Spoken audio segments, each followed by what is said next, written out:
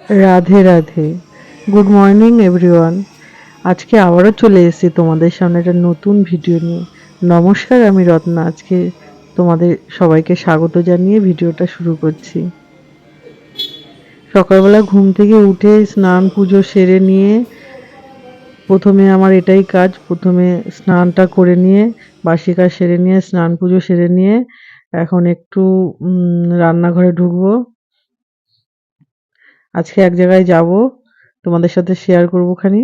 চলো, রেডি হয়ে নিয়েছি, এবার একটু রান্না করে নিই। আজকে নিরামিষই রান্না হচ্ছে, এখানে সব রকম সবজি দিয়ে রান্না হচ্ছে। পেঁপে, কুমড়ো, লাউ, পটল, ঝিঙে সবকিছু দিয়ে সব রকম সবজি দিয়ে নিরামিষ হচ্ছে।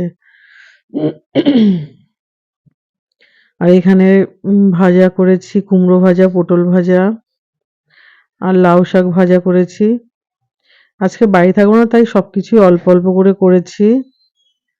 এখন রান্না প্রায় হয়ে এসছে, তরকারিটা নামাবো। এরকম সবজি দিয়ে রুটি দিয়ে খেতেও কিন্তু বেশ ভালো লাগে। তরকারিটা এখন নামিয়ে নেব। ঝোল রাখিনি, কষা কষাই করেছি। এদিকে ছেলেকে রেডি করতে হবে, আমরা বেরোবো। ছেলে তো ঘুরতে যাওয়ার জন্য এক পায়ে রাজি, খুব মজা পায় ও ঘুরতে যেতে। আর রাস্তায় কোনো পার্কে গেলে তো আরো বেশি মজা পায়। কি যেমন না কিছু হয়েছে না, ছেলে বেরিয়ে যাচ্ছে, দেখো রেডি করেছি, রাস্তায় বেরিয়ে। বাবান যায় না, ওদিকে গাড়ি আসছে। ছেলেকে রেডি করেছি, ছেলে ঘর থেকে বেরিয়ে যাচ্ছে। এদিকে গাড়ি দাঁড়িয়ে আছে। না, আমিও তাড়াতাড়ি ঝটাপট করে রেডি হয়ে বেরিয়ে পড়ি। এদিকে বেরিয়ে পড়লাম। আমাদের গুপ্তিপাড়াতেই এই পার্ক। স্টেশনের দিকে যাচ্ছি। পার্কে যাওয়ার জন্য ছেলেও বায়না করছে, একটু দোলনায় চড়িয়ে নিলাম এখান থেকে। চড়িয়ে নিয়ে এবার আমরা আবার সামনে এগোচ্ছি। দেখো কি সুন্দর কাশফুল ফুটেছে, দেখেই ফটো তুলে নিলাম। পুজো আর 1 মাস বাকি আছে, দেখতে দেখতেই পুজো চলে আসবে।